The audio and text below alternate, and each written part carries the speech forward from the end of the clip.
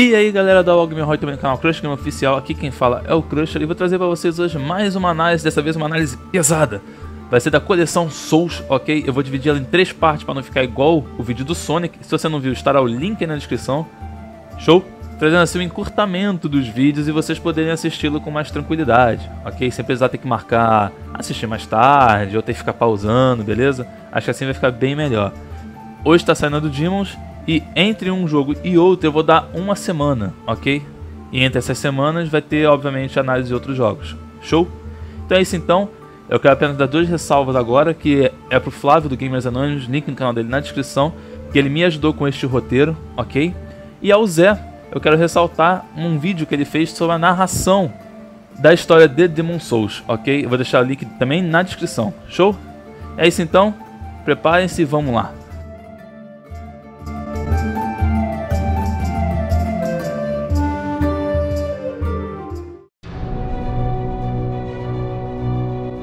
Demon's Souls é um RPG de ação produzido pela From Software e distribuído pela Sony no Japão, pela Atlus na América do Norte e pela Namco Bandai na Europa.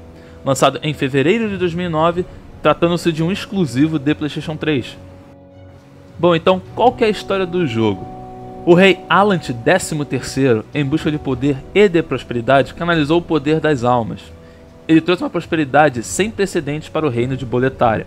Isso é, até uma névoa densa cobre todas as terras periféricas, cortando Boletaria do resto do mundo. Aqueles que ousaram entrar neste nevoeiro nunca mais retornaram. Mas foi apenas quando Balafax, das Presas Gêmeas, conseguiu enfim sair do nevoeiro que o mundo teve conhecimento sobre a situação de Boletaria. Ao canalizar as almas, o rei Allant despertou um Old One, um escolhido, uma grande besta que reside abaixo do Nexus. Com o despertar do Old One, uma névoa escura varreu Boletaria, libertando demônios que se alimentam das almas dos vivos. Aqueles que perderam suas almas perdem também sua sanidade e se tornam violentos. O caos reinava, a loucura atacava e a sanidade imperava. Os demônios cresceram e ficaram mais fortes e poderosos a cada alma que devoravam. A lenda diz que vários guerreiros entraram na terra amaldiçoada, mas nenhum deles retornou. Entre eles, Bior, das Presas Gêmeas, Yurt, o chefe silencioso, Santo Urben, Isirvir, o vagabundo ou o viajante, a sexta santa Astria e seu cavaleiro Grauvinland e o sábio Freak, o visionário. A profunda névoa rastejava lentamente além das fronteiras de Boletaria. A humanidade enfrenta uma extinção lenta e constante. A névoa profunda acabara por engolir todas as terras próximas e distantes. Mas Boletaria tem uma esperança final. Um guerreiro solitário que enfrentou essa perigosa névoa. Será que a Terra, enfim, encontrou seu salvador? Ou teriam os demônios encontrado apenas mais um servo? Bem, antes de ir para os aspectos técnicos do jogo, vale citar algumas coisas que eu irei descrever aqui, como os lugares que se passa pelo game, e as suas histórias em específico para cada um deles e os chefes ali presentes. Show? Então bora lá. O Palácio de Boletaria. O Palácio de Boletaria tornou-se a casa dos 2 dragões cuspidores de fogo, e os 3 heróis de Boletaria transformados pela névoa demoníaca. O reino privilegiado por abrigar os melhores heróis, Alfred, o Cavaleiro da Torre, tornou-se Tower Knight. Metas, o Cavaleiro da Lança, tornou-se Penetrator. E Longbow Olan, que comandou uma legião de arqueiros, tornaram-se respectivamente Phalanx e as Lesmas de Escudo. Seus corpos físicos foram distorcidos e tornaram-se entidades demoníacas, enquanto suas almas permaneciam para guardar o caminho que leva para o Rei Falso. Uma forma de realização demoníaca do verdadeiro Rei Allant. Os chefes nesse lugar são Phalanx, Tower Knight, Penetrator e, obviamente, o Rei Falso Allant. Túnel de Stonefang. O Túnel de Stonefang era um sítio de escavação sob o controle do Rei Allant. Os mineiros que dedicaram suas vidas para os soldados de Boletaria permaneceram obstinados em seu esforço infrutífero para apoiar o rei. E em vez de tentar fugir quando o nevoeiro se aproximava, eles ficaram para trás.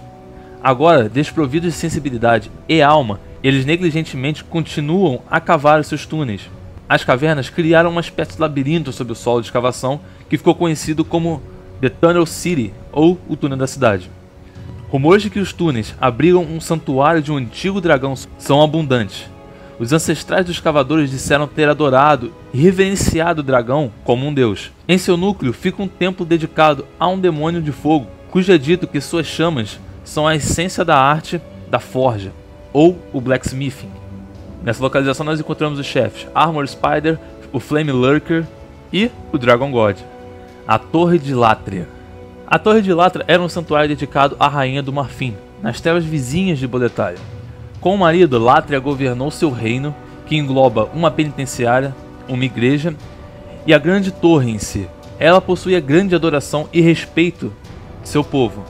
Latria baniu seu marido das terras por razões desconhecidas, e quando o nevoeiro banhou o reino, o marido de Latria encontrou-se preenchido com uma terrível e vingativa luxúria. Ele logo descobriu a fonte de seus desejos loucos, um traje dourado, bonito e sedoso, que parecia chamar o seu nome. Quando ele colocou o roupão, uma raiva o preencheu. O velho voltou e exilou sua esposa de seu próprio reino, e sua família fora aprisionada nas celas de Latria, que anteriormente governavam. Em cada bloco de celas, o velho ordenou guardas desumanos para vigiar os prisioneiros torturados por toda a eternidade. Ele supervisionou a construção de um ídolo feito à imagem de sua esposa para dar falsas esperanças para os internos, e com as massas de carne acumuladas ao longo dos anos, o velho começou a criar seu próprio exército de demônios, entre eles os Man-Eaters. Suspenso no meio da torre há um grande coração mecânico, construído em um esforço para ajudar a manter a própria existência do homem velho. As almas dos condenados no interior da prisão são usadas como sustento vital para manter o coração batendo. Com o tempo, o corpo do homem velho começa a sucumbir, e o traje de ouro, a verdadeira fonte de fúria demoníaca do velho, chama um novo hospedeiro. Com o velho livrando-se da força vital da roupa, ele deu-se o último suspiro de vida. Os chefes nessa área são o Full Idol, ou o ídolo dos tolos, os Man-Eaters e o Old Monk, ou monge velho. Shrine of Storms. O Shrine of Storms, ou Santuário das Tempestades, foi uma terra isolada, onde os pagãos iam para adorar o deus da tempestade, e onde as lendas de heróis caídos eram lamentadas. A névoa profunda liberou uma inundação das almas das catacumbas, que logo encontraram anfitriões nos restos de esqueletos espalhados por toda a ilha. Contos de grandes divindades pagãs e o folclore de Boletaria deram luz à realidade de como o santuário é hoje. O adjudicador, o grande juiz dos falecidos, guarda a aprovação de um novo herói para iniciar o processo de purificação antes que a alma seja dada como um sacrifício para o grande Rei Tempestade, uma poderosa besta que voa bem acima do cemitério ancestral da ilha. O próprio Rei Tempestade é apenas a concretização das ideias de uma antiga civilização pagã, dada forma corpórea pela névoa incolor. Lá no fundo das ruínas do santuário há um cemitério dedicado à lenda de um grande herói, sem nome, que agora cegamente continua seu desejo de poder e fama. Ele também é uma lenda de uma geração distante, perpetuada pelos rituais pagãos. Os chefes dessa área são o adjudicador, o antigo herói e o Rei Tempestade. Valley of the Filament. O Valley of the Filament, ou Vale da Profanação, é uma casa miserável para os cidadãos abusados e negligenciados de Boletaria, uma lixeira para os profanos do reino. O vale tornou-se notório como um lugar onde se podia deixar o feto de uma criança indesejada para apodrecer nos pântanos purulentos. Ouvindo da terrível condição do vale, a Sexta Santa Astrea, junto de seus companheiros, o Cavaleiro Sagrado Lisaia e o Cavaleiro da Luz da Meia-Noite, Bito, além, claro, de Gal Vinland, viajaram para lá na esperança de libertar as almas depravadas consumidas pela neblina. As criaturas que agora permanecem no vale atacam violentamente qualquer um que os ameace. Com a esperança de reivindicar almas para oferecer à grande donzela que lhe mostrou compaixão, nos poços mais profundos do vale nasceram dois demônios, Vis. Disse que Astrea comprometeu-se com a vontade da alma de um demônio para ajudar a aliviar a dor e sofrimento das criaturas que residem lá. Ao invés de aceitar a ajuda de um deus cruel, que permitiria tal lugar de existir. Os chefes dessa área são o Lichmonger, o Dirty Colossus e a Maiden Astrea. E por último, o lugar do jogo, as Terras do Norte, ou o lugar da Hearthstone quebrada. As Terras do Norte foram a casa para a raça dos gigantes poderosos. Eles viviam em relativa paz com o resto de Boletaria até que a profunda névoa incolor encobriu seu domínio. As Terras do Norte foram as primeiras a sucumbir à propagação dos demônios. E a um esforço para conter a loucura, Boletaria enviou centenas de milhares de seus melhores cavaleiros para o grande reino a fim de afastar a ameaça. O esforço foi em vão e a Hearthstone, que a conecta a esta terra, foi mais tarde destruída, como a última tentativa de conter o caos.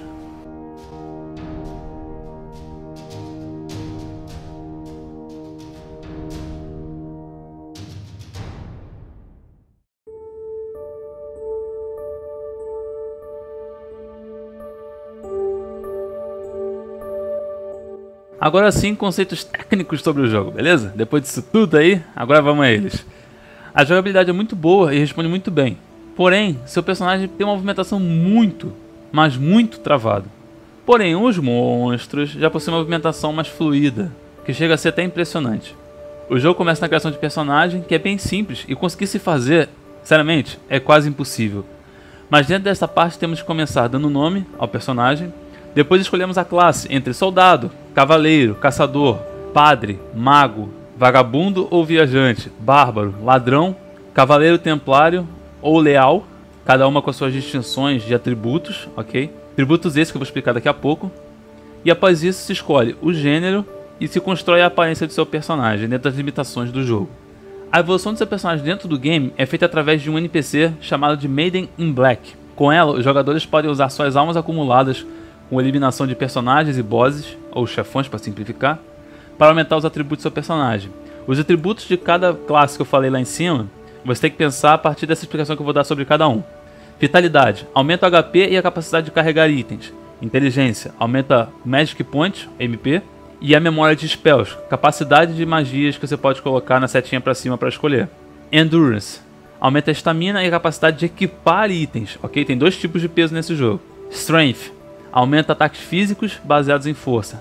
Destreza, aumenta ataques físicos baseados em destreza e diminui o dano de queda. É mais voltado para personagens de agilidade. Mágica, aumenta a força das magias. Fé, ou Faith, aumenta a força e a memória dos milagres. E Luck, ou sorte, aumenta a sorte para achar itens de inimigos que vão morrendo ao longo do jogo. Para forjar armas em Demon Souls, possui diversas armas que são feitas a partir de modos diferentes de melhorias.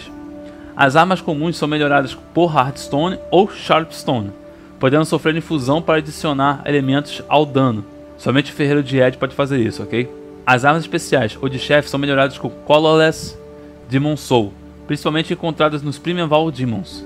Primeval Demons só aparecem quando você está com o mundo com tendência negra, ou seja, você tem que morrer muito naquele mundo para ele ficar mais difícil e aí os Primeval aparecem. As Demon Souls podem ser usadas para fazer uma arma especial a partir do Ferreiro Ed, comprar milagres com o Santo Urben, ou magias com o Sábio Freak e Yuria, a bruxa, sendo necessário terminar o jogo no mínimo 3 vezes para conseguir todas. Algumas almas só podem ser usadas para adquirir almas, como Beast Demon Soul e Alma dos Dragões de Boletária. O áudio do jogo é muito bom, porém de músicas é muito ausente. Mas eu vou falar uma coisa aqui, é de forma proposital, ok? Pois, por exemplo, quando o chefe aparece e a música vai subindo, cara, é de arrepiar. Instrumental, original de peso.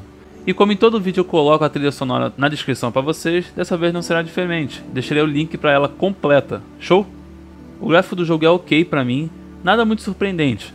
Mas devo dar uma ressalva para os monstros, pois vão desde o mais horrendo e causador de perplexidade possível, até uns muito sexy e irados. Na ambientação é tudo de bom, para um bom RPG, sombra de um castelo, ou um castelo mesmo, catedrais, dungeons e muito mais. A dificuldade do game o acaba tornando um jogo para poucos, ou pessoas que possuam alguém que os direcione.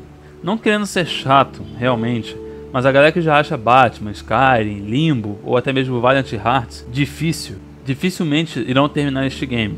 E por que eu digo isso? O jogo tem uma dificuldade muito elevada, não te diz na cara o que você tem que fazer, e por mais estranho que pareça, morrer é realmente parte do jogo. Pois você irá morrer e morrer e morrer, até aprender para onde tem que ir, como matar aquele chefão, ou aquele inimigo básico, que ele deve estar em horda, etc, etc, etc. O multiplayer do jogo possui modo Co-op, onde o jogador coloca seu sinal de invocação usando uma Blue Eye Stone, e o outro o chama para o seu mundo para ajudar. Para ser invocado, o jogador que irá ser chamado precisa estar na forma de alma, ou seja, morto, e o outro vivo. Existe um limite de 15 níveis para cima ou para baixo que você possa invocar um outro jogador. Passando disso, o sinal não irá aparecer. Há também o PVP, que pode ser feito de 3 maneiras, pelo Black Eye Stone. O jogador na forma de alma invade, como um Black Phantom, o mundo de um outro jogador que esteja vivo. Tem também o através do Red Eye Stone, um jogador vivo é invocado com Black Phantom por outro jogador que esteja vivo. E tem também o Old Monk. Se o jogador colocar um sinal de invocação em qualquer área externa da Torre de Latria, ele poderá ser invocado pelo Old Monk para lutar em seu lugar. Os servidores são separados de acordo com região, logo jogadores que possuem a versão americana nunca poderão jogar com a versão europeia e assim por diante. Uma curiosidade é que algumas coisas no processo de desenvolvimento desse game foram retiradas, como por exemplo, um monstro baseado no Yeti. Demons é um jogo espetacular, principalmente se tiver amigos para jogar e concluir a sua aventura.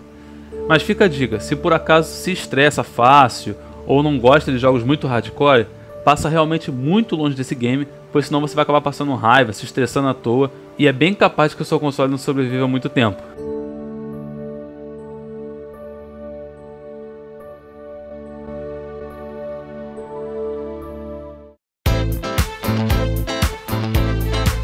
É isso então, galera, eu espero que vocês tenham gostado desse vídeo. Ele deu um trabalhão e eu espero também que vocês compreendam pelo fato de ter dividido em 3 partes, ok? Esse aqui já deve ter ficado gigante. Eu também não sei ainda como é que vai ficar, porque eu gravo em partes, ok? Vejam os links que estão na descrição da narração do Zé, do canal do Gamers Anonymous, que eles são um canal que fazem muito vídeo de Demon Souls, Dark Souls e tudo mais. Show? E não esqueça de deixar seu like favorito para ajudar na divulgação. Também, se possível, não esqueça de compartilhar em suas redes sociais para amigos que não conheçam esse game, ou que conheçam, já terminaram há muito tempo, vir a relembrar, ok? Caso esteja aqui pela primeira vez, por favor, inscreva-se. Se tiver alguma coisa que eu me equivoquei, não esqueça também de comentar. Aqui foi o Crush, um forte abraço a todos, obrigado por tudo, um bom fim de semana, valeu, falou e fui!